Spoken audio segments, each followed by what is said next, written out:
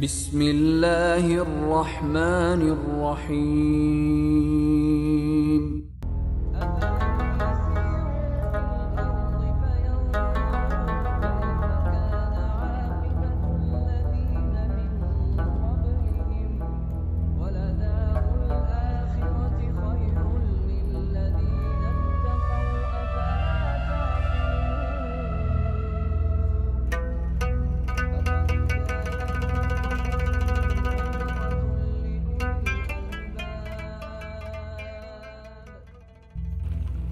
പ്രകൃതി ഭംഗിയാലും സുഗന്ധവ്യഞ്ജനങ്ങളാലും കാർഷിക വിളകളാലും സാംസ്കാരിക സവിശേഷതകളാലും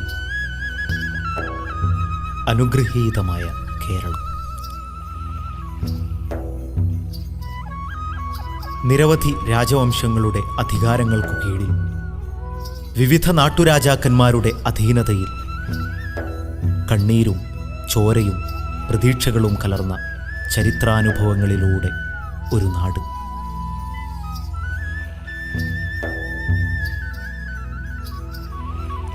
പുറം ലോകത്തേക്കുള്ള അതിരുകളില്ലാത്ത സാധ്യതകൾ തുറന്ന്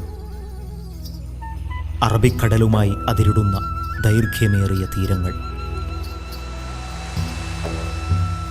കടൽ കടന്നെത്തിയ സമൂഹങ്ങളുടെ മതവും സംസ്കാരവും സ്വീകരിച്ച് സ്വയം ഉത്ഘടിക്കപ്പെട്ട ഈ അനുഗ്രഹീത നാട്ടിൽ ജൂതമതവും ക്രിസ്തുമതവും ഇസ്ലാമുമെല്ലാം അവയുടെ തുടക്കം മുതൽ തന്നെ പ്രചാരം നേടിയിരുന്നു. മരുഭൂനാട്ടിൽ അന്ത്യപ്രവാചകൻ മുഹമ്മദ് നബി സ്വല്ലല്ലാഹു അലൈഹി വസല്ലം പ്രബോധനമാരംഭിച്ച കാലം, വിവിധ ഗോത്രവിഭാഗങ്ങളും ജനതതികളും നബി സ്വല്ലല്ലാഹു അലൈഹി വസല്ലമയുടെ സവിശേഷവും പവിത്രവുമായ വ്യക്തിത്വത്തിൽ ആകൃഷ്ടരായും അവിടുത്തെ പ്രബോധനത്തെ സ്വീകരിച്ചും ഇസ്ലാമിലേക്ക് ആകർഷിക്കപ്പെട്ടുകൊണ്ടിരുന്നു. നബി സ്വല്ലല്ലാഹു അലൈഹി വസല്ലം പ്രബോധനമാരംഭിച്ച ആദ്യകാലം തന്നെ അവിടുത്തെ ജീവിതത്തിൽ പല അമാനുഷിക ദൃഷ്ടാന്തങ്ങളും പ്രകടമാവുകയുണ്ടായി. നബി സ്വല്ലല്ലാഹു അലൈഹി വസല്ലമയുടെ ജീവിതത്തിൽ സംഭവിച്ച ഒരു അമാനുഷിക ദൃഷ്ടാന്തമായിരുന്നു ചന്ദ്രൻ പിളർന്ന സംഭവം.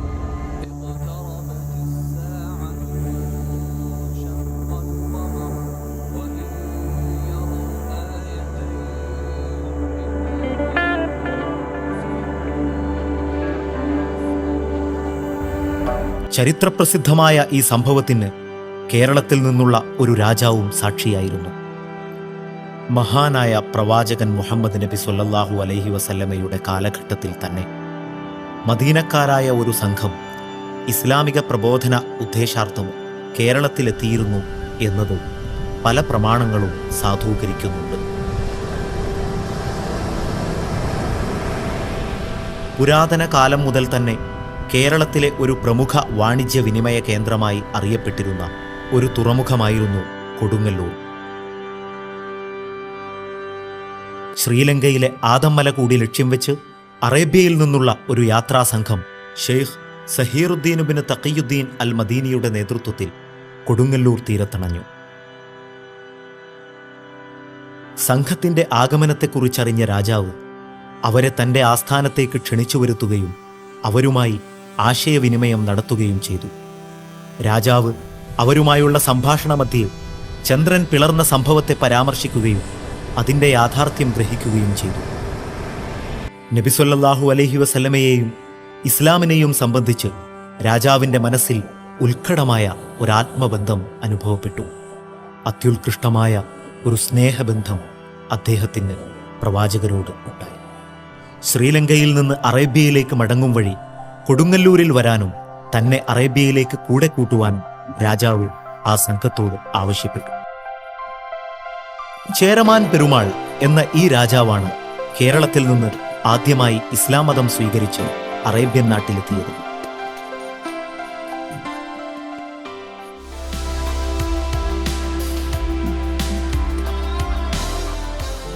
അവഗണിക്കപ്പെട്ട് ഇരുളാണ്ട് കിടന്നിരുന്ന ആ ചരിത്ര യാഥാർത്ഥ്യങ്ങളിലേക്ക്, ക്ലാവ് പിടിച്ച പുരാതന ലിഖിതങ്ങളിലേക്ക്, സ്വഹാബാക്കളടക്കമുള്ളവരുടെ അന്ത്യവിശ്രമ സ്ഥാനങ്ങളിലേക്ക്. വിറയാർന്ന കാലുകളോടെ പ്രാർത്ഥനാപൂർവം. പെരുമാൾ ഇസ്ലാം മതം സ്വീകരിച്ചതിനു ശേഷം യമൻകാരനായ മാലിക് ഇബ്നു ദീനാറിന്റെ സഹോദരിയെ വിവാഹം കഴിക്കുകയും അറേബ്യയിൽ തന്നെ കുറച്ചു കാലം വസിക്കുകയും ചെയ്തു. തൻ്റെ പുതിയ ബന്ധുക്കളോടൊപ്പം രാജാവ് യമനിലെ ഷഹർ മുഹല്ലയിൽ തിരിച്ചെത്തി. തൻ്റെ നാട്ടിൽ ഇസ്ലാമിൻ്റെ വെളിച്ചമെത്തിക്കാൻ അദ്ദേഹത്തിന് വലിയ ആഗ്രഹമുണ്ടായിരുന്നു. എന്നാൽ ഇവിടെ വെച്ച് അദ്ദേഹം രോഗബാധിതനാവുകയും വൈകാതെ വഫാത്താവുകയും ചെയ്തു.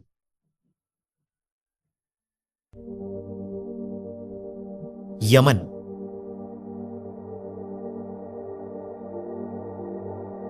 പുരാതന കാലം മുതൽ തന്നെ ഇന്ത്യൻ തീരങ്ങളുമായി വാണിജ്യ വിനിമയങ്ങൾ തുടർന്നു വന്നിരുന്ന ഒരു നാടായിരുന്നു. ഇന്നത്തെ ഒമാൻ അടക്കമുള്ള വളരെ വിശാലമായ ഭൂപ്രദേശമായിരുന്നു അക്കാലത്ത് യമൻ. ഹോർമുസ്, ഷഹർ മുഹല്ല, അങ്ങനെ ഒട്ടേറെ പുരാതന തുറമുഖ നഗരങ്ങൾ വഴിയാണ് ഇന്ത്യയിൽ നിന്നുള്ള വാണിജ്യ വിഭവങ്ങൾ അറേബ്യൻ നാടുകളിലേക്കും മഗ്രിബ് ദേശങ്ങളിലേക്കും വിതരണം ചെയ്യപ്പെട്ടിരുന്നത്. സംസ്കാര സമ്പന്നവും പ്രകൃതിരമണീയവുമായ യമൻ ദേശത്ത് നിന്നാണ് പെരുമാൾ രാജാവിൻ്റെ പുതിയ ബന്ധുക്കൾ കൂടിയായ ഹബീബ് ഇബ്നു മാലിക്കും സംഘവും പ്രബോധന ഉദ്ദേശാർത്ഥം കേരളത്തിലേക്ക് പുറപ്പെട്ടത്. ഇന്ത്യയിലേക്ക് പുറപ്പെട്ട ആ സംഘം ഹിജ്റ 21 ധർമ്മപട്ടണത്തും കൊടുങ്ങല്ലൂരുമായി കപ്പലിറങ്ങി.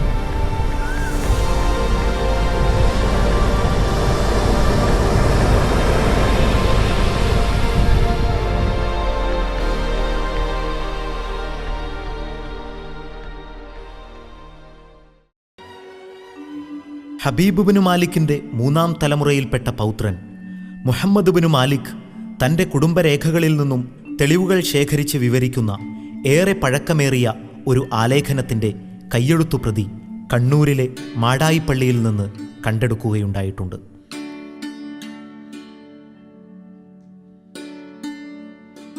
സ്വർണത്തകിടിൽ എഴുതിച്ച് മുഹമ്മദ് ഇബ്നു മാലിക്കിൻ്റെ കുടുംബസ്വത്തായി സൂക്ഷിച്ചു വരുന്ന ആ ലേഖനം പിൽക്കാലത്ത് കടലാസിലേക്ക് പകർത്തുകയും മാടായി അടക്കമുള്ള പുരാതന മുസ്ലിം കേന്ദ്രങ്ങളിൽ സൂക്ഷിക്കപ്പെടുകയും ചെയ്തു വന്നു.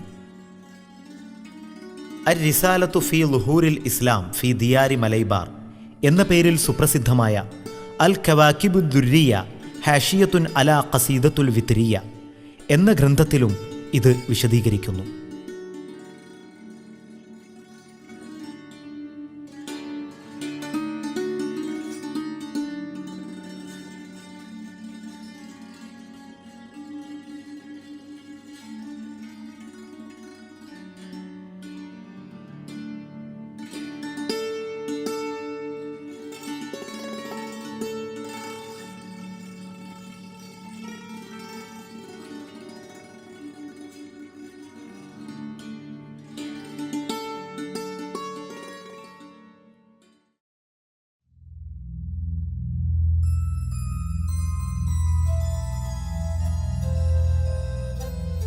മുഹമ്മദ് ഇബ്നു മാലിക്കിന്റെ ലിഖിതമനുസരിച്ച് ആദ്യത്തെ മുസ്ലിം സംഘം കേരളത്തിൽ നിർമ്മിച്ച മസ്ജിദ് കൊടുങ്ങല്ലൂരിലാണ്.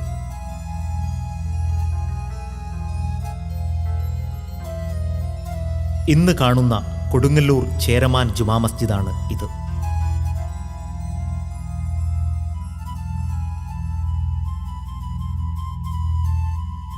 എന്നാൽ ഹബീബ് ഇബ്നു മാലിക്കിന്റെ സംഘം ഇവിടെ ആദ്യമായി നിർമ്മിച്ച പള്ളി കൊടുങ്ങല്ലൂർ തുറമുഖ പട്ടണത്തായിരുന്നുവെന്നും കാലാന്തരേണ പ്രളയത്തിലും പ്രകൃതി ദുരന്തങ്ങളിലുമെല്ലാം പെട്ട് ആ പള്ളി നാമാവശേഷമായി എന്നും ചില ഗവേഷകന്മാർ അഭിപ്രായപ്പെടുന്നു.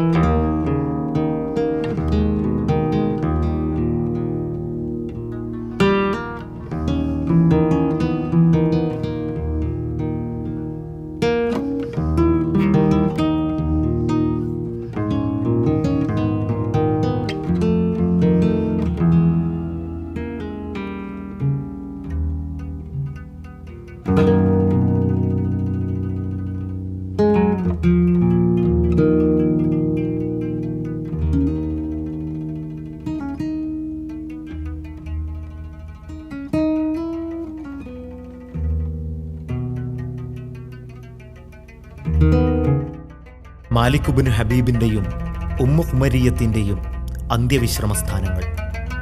നാടും വീടും വിട്ട് കൂട്ടുകുടുംബാദികളോടൊപ്പം ഇസ്ലാമിക പ്രബോധന ദൗത്യവുമായി എത്തിയ അവർ ഈ ജനതയോടൊപ്പം ഇവിടെ തന്നെ അന്ത്യവിശ്രമം കൊള്ളുന്നു.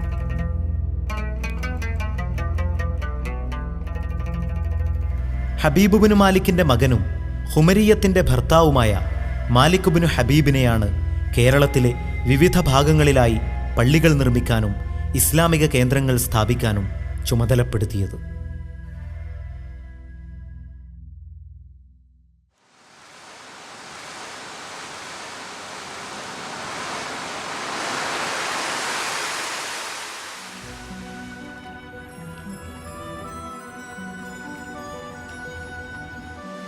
വടക്കൻ കേരളത്തിൽ ഈ സംഘം ആദ്യമായി നിർമ്മിച്ച പള്ളി മാടായിയിലാണ്. പുരാതന കാലം മുതൽ തന്നെ ഉൾനാടൻ വാണിജ്യ വിഭവങ്ങൾ ശേഖരിക്കാൻ കണ്ണൂരിലെ പഴയങ്ങാടിയിലെ മാടായിയിൽ അറബി വർത്തക സംഘങ്ങൾ എത്തുമായിരുന്നു. ഉൾനാടൻ വിഭവങ്ങൾ തേടി പുഴമാർഗം അറബികൾ ഗ്രാമീണ ജനതതികളുമായി സമ്പർക്കങ്ങൾ പുലർത്തിയിരുന്നു. അതുകൊണ്ട് തന്നെയാണ് പഴയങ്ങാടി പുഴയുടെ തീരത്ത് മാടായി എന്ന പേരിൽ ഒരു വാണിജ്യ വിനിമയ കേന്ദ്രം ഉയർന്നു വന്നത്. ഇവിടെ നിരന്തരമായി വന്നുകൊണ്ടിരുന്ന അറബി കച്ചവടക്കാർക്കു വേണ്ടി ആദ്യകാലത്തു തന്നെ നമസ്കരിക്കാനുള്ള സൗകര്യം ഏർപ്പാട് ചെയ്തിരുന്നേക്കാം. ഈ പള്ളിയുടെ പുനരുദ്ധാരണവും വിപുലീകരണവുമായിരിക്കാം മാലിക് ബിൻ ഹബീബും സംഘവും നിർവഹിച്ചത്. മാടായി പള്ളി ഹിജ്റ 5 തന്നെ സ്ഥാപിക്കപ്പെട്ടിട്ടുണ്ടെന്ന അവകാശവാദം അവഗണിക്കാനാവില്ല. എന്നാൽ മാലിക് ബിൻ ഹബീബ് മാടായി പള്ളി വിപുലീകരിച്ചത് ഹിജ്റ 21 ദുൽഹജ്ജ് മാസം വലിയ പെരുന്നാൾ ദിവസമായിരുന്നു എന്നാണ് പുരാതന ലിഖിതം സാക്ഷ്യപ്പെടുത്തുന്നത്.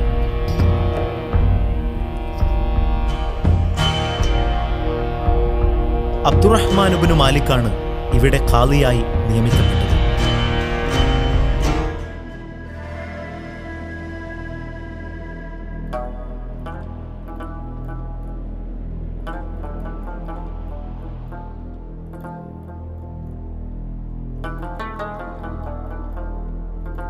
ഇദ്ദേഹം മാലിക് ബിൻ ഹബീബിൻ്റെ പുത്രനായിരുന്നു.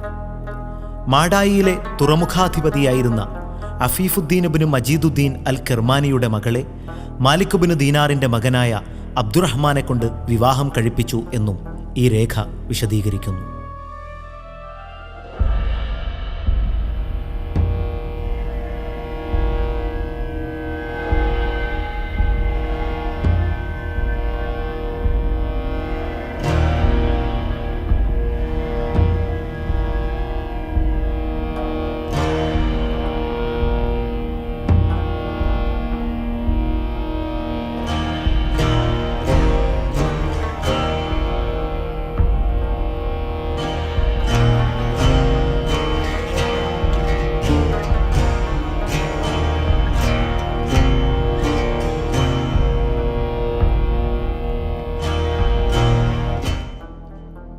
ഈ ലിഖിതങ്ങൾ കുരുക്കഴിക്കാൻ സാധിക്കുന്നില്ല. എങ്കിലും അക്കാലത്തെ പ്രധാനിയായ തുറമുഖാധിപൻ അഫീഫുദ്ദീൻ ബിൻ മജീദുദ്ദീൻ അൽ കിർമാനിയുടെ മക്ബറയാകുമോ ഇത്? ഇതിലെ ലിഖിതങ്ങൾ ശ്രദ്ധിക്കുക. കാലിഗ്രാഫിയിലുള്ള ഈ ലിഖിതങ്ങൾ നമുക്ക് സുപരിചിതമല്ല.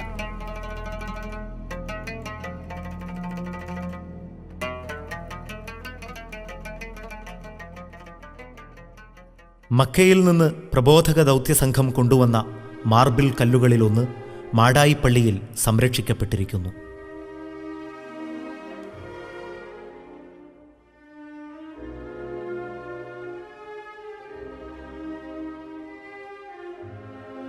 മാടായിപ്പള്ളി സ്ഥാപിച്ചതിനു ശേഷം സംഘം ഫാക്കന്നൂരിലും മംഗലാപുരത്തും ഓരോ പള്ളികൾ സ്ഥാപിച്ചു. തുടർന്ന് അവർ കാസർഗോഡാണ് തിരിച്ചെത്തിയത്. വിശാലമായ സമുദ്രതീരം അതിരിടുന്ന കാസർഗോഡ് തളങ്കര ദേശം. പ്രകൃതിരമണീയമായ ഈ അനുഗ്രഹീത ദേശത്ത് ദൗത്യസംഘം ഒരു മസ്ജിദ് നിർമ്മിച്ചു.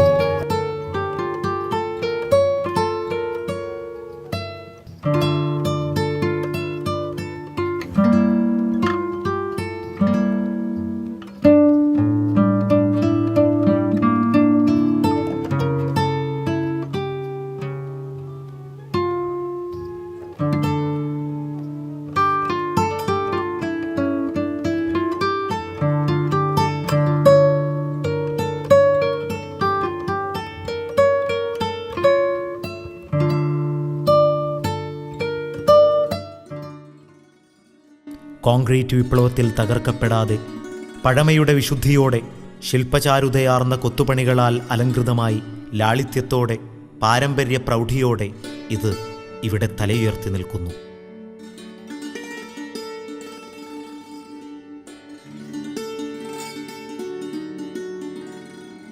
പഴമയെയും പാരമ്പര്യത്തെയും സംരക്ഷിക്കാനുള്ള ഈ സൂക്ഷ്മത ഒരു വിശുദ്ധ പൈതൃകത്തെയാണ് ജാഗ്രതയോടെ കാത്തത്. ഇത് മാലിക് ബിൻ ദീനാറിൻ്റെ പള്ളിയാണ്.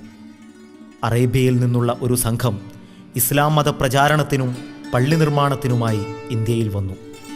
ഷറഫ് ബിൻ മാലിക്, തൻ്റെ ഉമ്മയിലൂടെയുള്ള സഹോദരൻ മാലിക് ബിൻ ദീനാർ, സഹോദരപുത്രൻ Malik bin Habib bin Malik തുടങ്ങിയവരാണ് അവർ. കാസർഗോഡ് എന്ന ദേശത്ത് അവരെത്തുകയും ഹിജ്റ 22 റജബ് മാസം 13 തിങ്കളാഴ്ച അവിടെ ഒരു ജുമാ മസ്ജിദ് സ്ഥാപിക്കുകയും Malik bin Ahmad bin Malik എന്നുപേരായ തൻ്റെ മകനെ അവിടെ ഖാദിയായി നിയമിക്കുകയും ചെയ്തു. പിന്നീട് ഹിജ്റ 1223 ഈ പ്രദേശത്തുകാരായ ആളുകളുടെ ചെലവിൽ പഴയ പള്ളി പുനർനിർമ്മിച്ചു. 40 ആളുകൾക്ക് നമസ്കരിക്കാവുന്ന ആദ്യ പള്ളിയുടെ സ്ഥാനം അങ്ങനെ തന്നെ നിലനിർത്തിയാണ് ചുറ്റും വിപുലീകരണ പ്രവർത്തനങ്ങൾ നടത്തിയിട്ടുള്ളത്.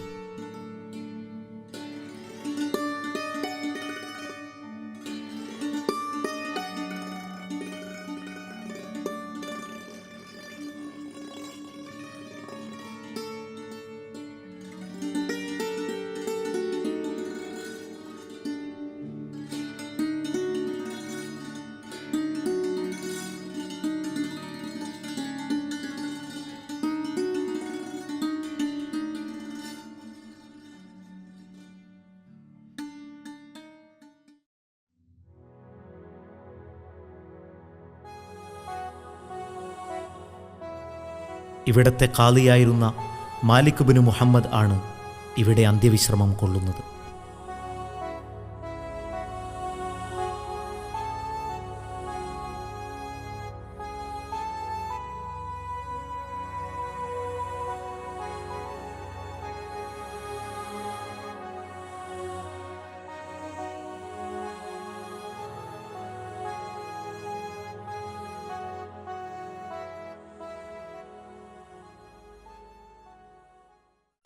കാസർഗോഡ് നിന്നും പുറപ്പെട്ട് മാലിക് ബിൻ ഹബീബും സംഘവും ഏഴിമലയിലാണ് എത്തിയത്. അവിടെയും അവർ ഒരു പള്ളി പണിതു. തുടർന്ന് അവരെത്തിയത് ശ്രീകണ്ഠപുരത്താണ്. കണ്ണൂർ ജില്ലയിലെ തളിപ്പറമ്പിനടുത്തുള്ള ഈ ഉൾനാടൻ പ്രദേശം പുരാതന കാലം മുതലേ വാണിജ്യ വിഭവങ്ങളുടെ വിനിമയ കേന്ദ്രമായിരുന്നു.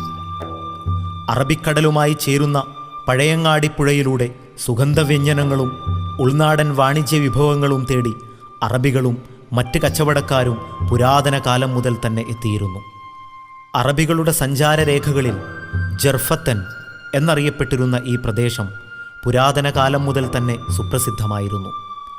അതുകൊണ്ട് തന്നെ ഇസ്ലാമിക പ്രബോധന ദൗത്യവുമായി ഇന്ത്യയിലെത്തിയ മാലിക് ബിൻ ദീനാറിൻ്റെ സംഘം ഇവിടെയും ഒരു പള്ളി നിർമ്മിച്ചത് യാദൃച്ഛികമല്ല.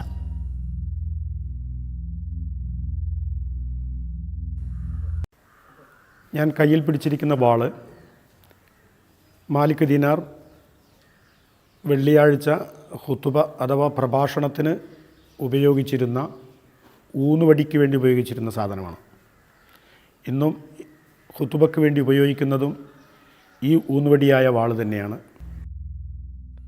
ഹിജ്റ 22 ഷഅബാൻ മാസം 1-ാം തീയതി വ്യാഴാഴ്ചയാണ് മാലിക് ബിൻ ഹബീബിൻ്റെ നേതൃത്വത്തിലുള്ള സംഘം ഇവിടെ ഒരു ജുമുഅത്ത് പള്ളി നിർമ്മിച്ചത്.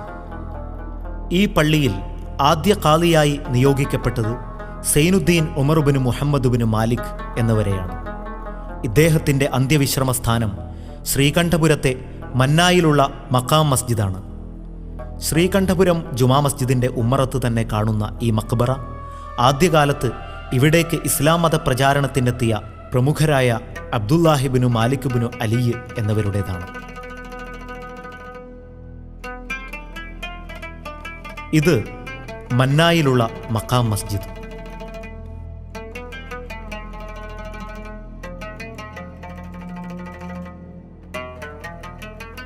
പ്രമുഖരായ 3 മഹത്തുക്കളുടെ അന്ത്യവിശ്രമസ്ഥാനം. ഇവരിൽ 2 പേർ സ്വഹാബികളാണെന്നതിൽ യാതൊരു സംശയവുമില്ല. ഈ മക്ബറ Zainuddin Umar bin Muhammad bin Malik എന്നവരുടേതാണ്, ശ്രീകണ്ഠപുരത്തെ ആദ്യ ഖാളി.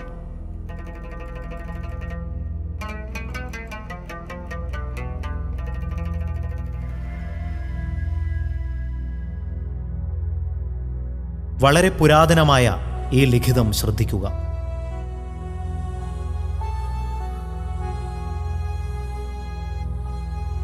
ഈ മക്ബറ ഉമർ മുഹ്ദാർ എന്നവരുടേതാണ്.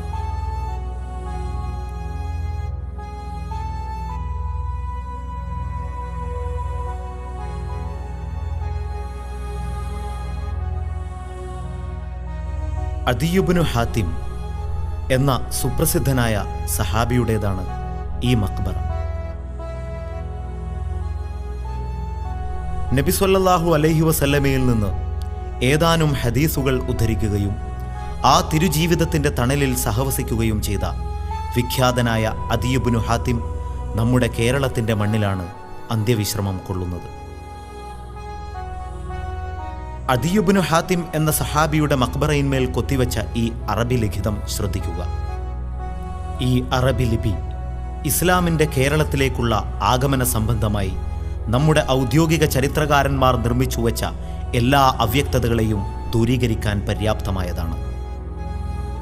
AD 849 തരിസാപ്പള്ളി ശാസനത്തിലെ മുസ്ലിം സാക്ഷികളുടെ നാമം മുദ്രണം ചെയ്ത രേഖയ്ക്ക് മുമ്പുള്ള യാതൊരു രേഖയും മുസ്ലിം ചരിത്ര സംബന്ധിയായി ശേഷിക്കുന്നില്ല എന്ന് ശഠിക്കുന്ന നമ്മുടെ ചരിത്രകാരന്മാർക്ക് ഹിജ്റ 74 ഈ മുദ്രണം അവഗണിക്കാനാകുമോ? ഈ അറബി ലിപി സൂക്ഷ്മതയോടെ ശ്രദ്ധിക്കുക.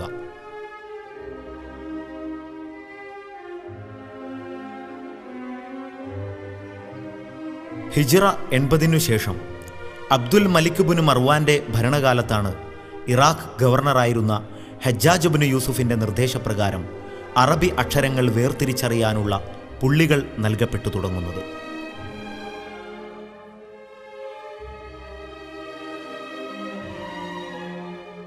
ഇവിടെ നാം കാണുന്ന ഈ ലിഖിതം അറബി അക്ഷരങ്ങൾക്ക് പുള്ളികൾ നൽകപ്പെടുന്നതിന് മുമ്പുള്ളതാണ്. ഈ രേഖകൾ ഇപ്പോഴും കേരളത്തിൽ നിലനിൽക്കുമ്പോൾ ഇസ്ലാമിൻ്റെ ആഗമനം 10ഉം 12ഉം നൂറ്റാണ്ടുകളിലേക്ക് നീട്ടിവെക്കാൻ നമ്മുടെ ചരിത്രകാരന്മാർക്ക് സാധിക്കുന്നത് എങ്ങനെയാണ്? ശ്രീകണ്ഠപുരത്ത് പള്ളി നിർമ്മിച്ചതിനു ശേഷം ദൗത്യസംഘം പോയത് ധർമ്മപട്ടണത്തിലേക്കാണ്. ഇത് ധർമ്മപട്ടണം തീരം.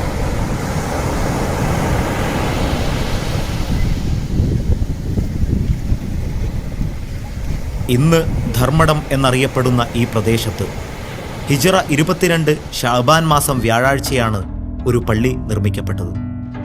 മാലിക് ബിൻ ഹബീബിൻ്റെ ചെറുമകനായ ഹുസൈൻ ബിൻ മുഹമ്മദ് ബിൻ മാലിക്കിനെയാണ് ഇവിടെ ഖാളിയായി നിയമിച്ചത്. ധർമ്മടത്തെ പുരാതന മസ്ജിദിന്റെ സ്ഥാനത്ത് ഇപ്പോഴുള്ള മസ്ജിദാണ് ഇത്.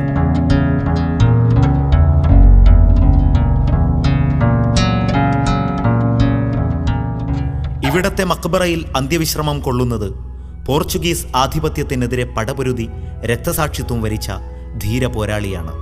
ഇവരുടെ ഖബറിനോടൊപ്പം ഒരു സഹാബിയുടെ മക്ബറ കൂടി ഇവിടെയുള്ളതായി തദ്ദേശവാസികൾ വിശ്വസിക്കുന്നു.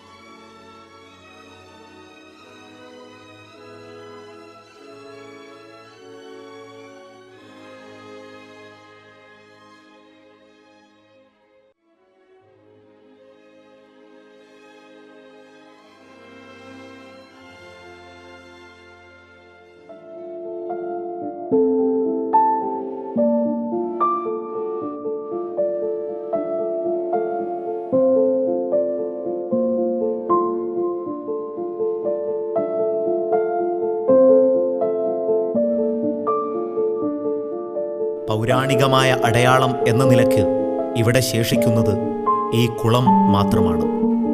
ക്ലാവ് പിടിച്ച ഈ കുളപ്പടവുകൾ നമ്മുടെ ചരിത്രബോധത്തെയാണ് പ്രതീകവൽക്കരിക്കുന്നത്.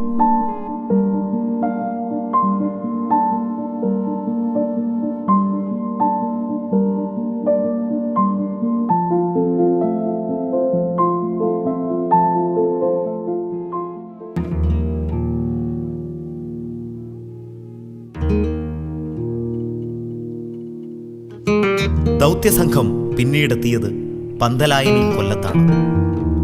പുരാതന അറബി രേഖകളിൽ ഫന്തരീന എന്നും കൂലം എന്നും അറിയപ്പെട്ടിരുന്ന ഈ പ്രദേശം വളരെ പഴക്കമുള്ള ഒരു കച്ചവട കേന്ദ്രം കൂടിയായിരുന്നു.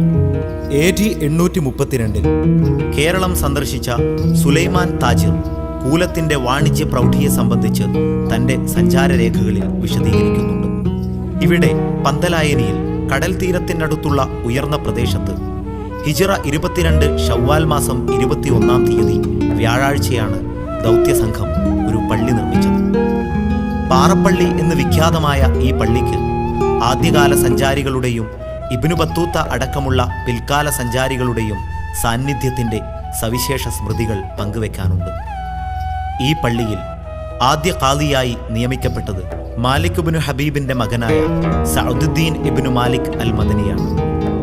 സമുദ്രത്തോട് കിന്നാരം ചൊല്ലുന്ന പ്രകൃതിരമണീയമായ ഈ അനുഗ്രഹീത ദേശത്ത് സ്വഹാബാക്കളിൽപ്പെട്ട ബദർ യുദ്ധത്തിൽ പങ്കെടുത്തവർ എന്ന വിശേഷ സ്ഥാനമുള്ള തമീമുൽ അൻസാരി എന്ന സഹാബി അന്ത്യവിശ്രമം കൊള്ളുന്നതായി തദ്ദേശവാസികൾ വിശ്വസിക്കുന്നു.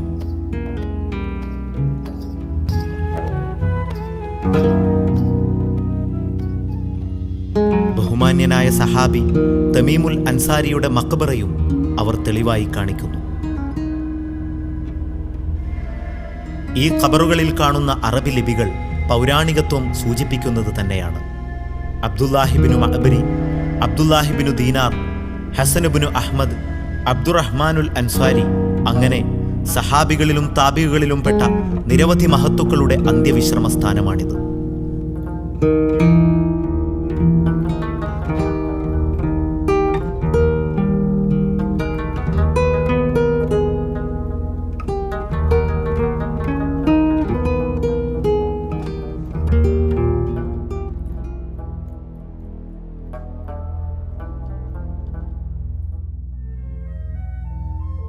നിരവധി സവിശേഷതകളുള്ള ഈ പ്രദേശത്ത് ആദം നബിയുടെ കാലടി പാറയിൽ പതിഞ്ഞതായി വിശ്വസിക്കപ്പെടുന്നു.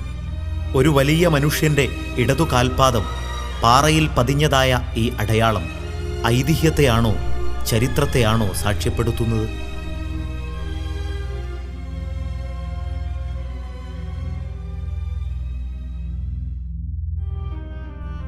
ആദ്യകാലത്ത് മാലിക് ഇബ്നു ദീനാറും സംഘവും നിർമ്മിച്ച വിഖ്യാതമായ 10 മസ്ജിദുകൾ കൂടാതെ അതിൻ്റെ അടുത്ത കാലങ്ങളിലായി പല പ്രദേശങ്ങളിലും പള്ളികൾ നിർമ്മിക്കപ്പെട്ടിരുന്നു. സുഗന്ധവ്യഞ്ജനങ്ങളുടെ ഉൾനാടൻ വാണിജ്യ വിഭവങ്ങൾക്ക് കേളികേട്ട കാസർകോട്ടെ ഷിറിയപ്പുഴ വഴി ഉൾനാടൻ പ്രദേശങ്ങളിലേക്കും ആദ്യകാലത്ത് തന്നെ ഇസ്ലാമിക പ്രബോധന ദൗത്യവുമായി സഹാബാക്കളെത്തിയിരുന്നു. അടുത്ത കാലം വരെ പൗരാണികതയോടെ തലയുയർത്തി നിന്ന ഇവിടുത്തെ മസ്ജിദ് ചില സമ്മർദ്ദങ്ങൾ കാരണം പൊളിക്കാൻ ഇവിടുത്തെ മഹല്ല് നിവാസികൾ നിർബന്ധിതരായി. കരിങ്കല്ലിൽ കൊത്തുപണികളോടെ പണിത ഈ മസ്ജിദ് വാസ്തുസാദൃശ്യം പറഞ്ഞ് അവകാശവാദവുമായി എത്തിയവരുടെ ഭീഷണി നിമിത്തമാണ് തകർക്കപ്പെട്ടത്.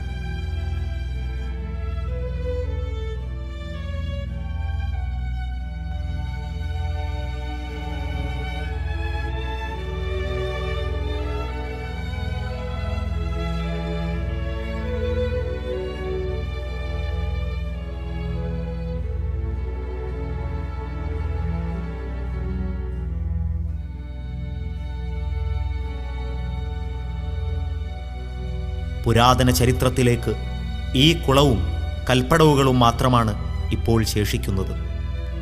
ഉച്ചിലങ്കോട് മസ്ജിദിൻ്റെ ചരിത്രവും മഖ്ബറയിൽ അന്ത്യവിശ്രമം കൊള്ളുന്നവരുടെ ജീവിതവും കേൾക്കുക.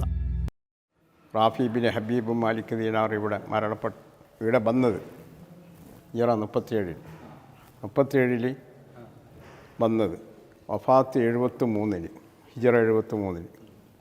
സഹാബത്തെ റസൂലുള്ളാഹി സ്വല്ലല്ലാഹു അലൈഹി വസല്ലം റാഫി ബിൻ ഹബീബ് മാലിക് ദീനാർ റളിയല്ലാഹു അൻഹു ഒരേ സഹാബിയാണ്. നബി സല്ലല്ലാഹു അലൈഹി വസല്ലമയുടെ ഹളറത്തിൽ നിന്ന് എണീച്ച് വന്ന ദീനുൽ ഇസ്ലാമിനെ വിളിക്കാൻ വേണ്ടി ദഅവത്തുൽ ഇസ്ലാമായിട്ട് വന്ന സഹാബിയാണ് റസൂലുള്ളാഹി സ്വല്ലല്ലാഹു അലൈഹി വസല്ലം. ഇവർ ആദ്യമായി കൊടുങ്ങല്ലൂർ വന്നിറങ്ങിയവരാണ്. കൊടുങ്ങല്ലൂരിൽ നിന്ന് അവരെ യോഗത്തിൽ മുഷാവറ യോഗത്തിൽ പായ്ക്കപ്പലുണ്ടാക്കിക്കൊണ്ട് ഇങ്ങനെ വടക്കൻ പ്രദേശങ്ങളിലേക്ക് കുറച്ചാൾ വന്നു. അങ്ങനെ അവർ വന്ന് തളങ്കരയിൽ വന്ന് താമസിച്ചു. തളങ്കരയിൽ ഇറങ്ങി സഹാബത്തെ റസൂലുള്ളാഹി സ്വല്ലല്ലാഹു അലൈഹി വസല്ലം ഹബീബ് മാലിക് ദീനാർ തളങ്കരയിൽ താമസിച്ചു. തളങ്കരയിൽ നിന്നും റാഫി ബിൻ ഹബീബ് മാലിക് ദീനാർ റളിയല്ലാഹു അൻഹു പായ്ക്കപ്പലായി വന്ന് ആദ്യമായി അവർ ബംബ്രാണിയിൽ വന്നിറങ്ങി. അപ്പം ഇവർക്ക് ബംബ്രാണി ഇഷ്ടപ്പെടാത്തത് കൊണ്ട് നേരെ കപ്പൽ ഇങ്ങേക്ക് വന്ന് ഉച്ചിലങ്കോട് വന്നിറങ്ങി. ഉച്ചിലങ്കോട് 36 വർഷം റാഫി ബിൻ ഹബീബ് മാലിക് ദീനാർ റളിയല്ലാഹു അൻഹും ഖാദിമീങ്ങളും താമസിച്ചു. ഉച്ചിലങ്കോട് ഈ റാഫി ബിൻ ഹബീബ് മാലിക് ദീനാറുടെ തലക്കും ഭാഗത്ത് ആ കല്ലുണ്ട്. പക്ഷെ ആ കല്ല് ഇന്നിപ്പോൾ എടുക്കാൻ സാധിക്കുന്നില്ല. കാരണം ഖബർ കെട്ടി ബന്ധാക്കിയത് കൊണ്ട് കല്ലെടുക്കാൻ സാധിക്കാത്ത നിലക്ക് ഓരോ പേരും ചരിത്രവും ഇവിടെ മുകളിൽ മാർബിളിൽ കുത്തിവെച്ചതുപോലെ തന്നെ ഓരോ ആ കല്ലിലും കുത്തിവെച്ചിട്ടുണ്ട്.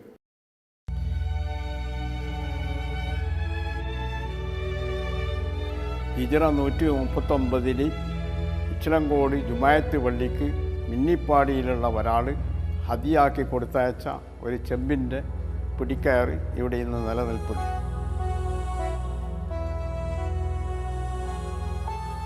ഇത് കാപ്പാട് ജുമാ മസ്ജിദ്.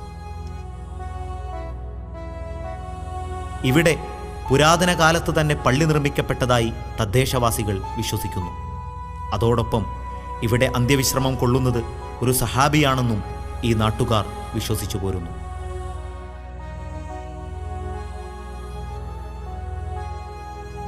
വളരെ പ്രാചീനമായ ലിപിയിൽ ഈ ഖബറിന്മേൽ രേഖപ്പെടുത്തിയ ഈ നാമം ആരും ഇതേവരെ വായിച്ചിട്ടില്ല.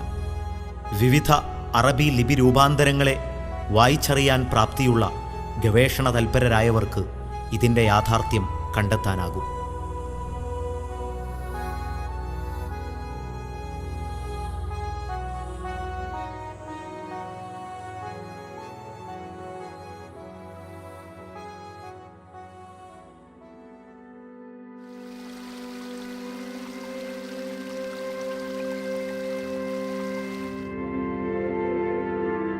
ഇത് പ്രസിദ്ധമായ നിലാമുറ്റം മക്ബറ.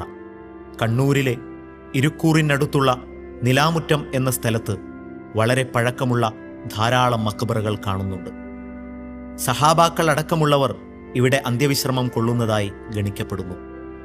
ചില ഖബറുകളിൽ വളരെ പുരാതനമായ അറബി ലിപിയിൽ ചില ലിഖിതങ്ങൾ കാണുന്നുണ്ട്. എന്നാൽ ഇതൊന്നും ഇതേവരെയും ആരും വായിച്ചെടുത്തിട്ടില്ല. ഹിജ്റ 80 മുമ്പുള്ള ലിപികളിലാണ് ഈ മുദ്രണങ്ങളൊക്കെയും എന്നാണ് ഗവേഷകന്മാർ പറയുന്നത്. ആധുനികമായ മോടിപിടിപ്പിക്കൽ കൊണ്ട് വിലക്ഷണമാകാതെ പൗരാണികത്വം അതിൻ്റെ തനിമയിൽ തന്നെ നിലനിന്നു കാണുന്ന ഈ മക്ബറകൾ ചരിത്ര ഗവേഷകന്മാർക്ക് വലിയൊരു മുതൽക്കൂട്ട് തന്നെയാണ്.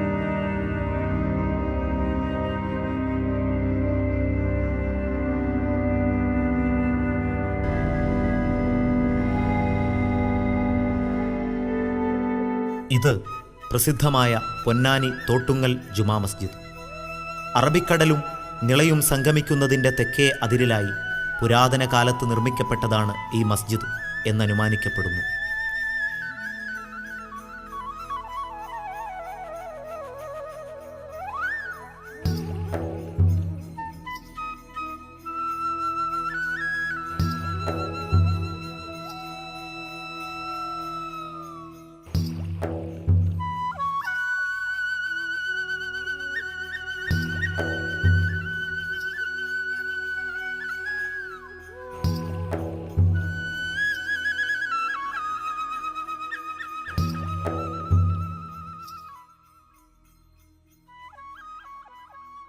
ഈ ലിഖിതം ശ്രദ്ധിക്കുക.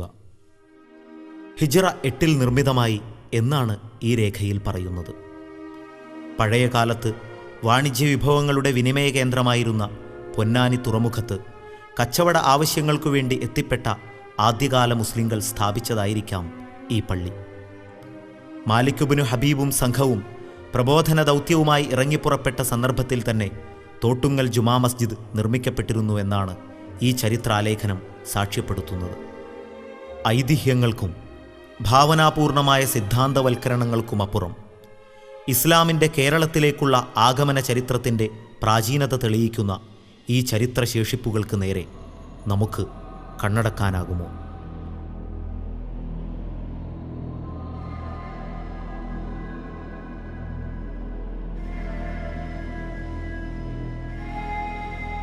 സഹാബികളടക്കമുള്ള സവിശേഷ വ്യക്തിത്വത്തിനുടമകളായ മഹത്തുക്കളുടെ അന്ത്യവിശ്രമ സ്ഥാനങ്ങൾ നിലനിൽക്കെ അവരുടെ സാന്നിധ്യത്തെ നമുക്ക് തമസ്കരിക്കാനാകുമോ?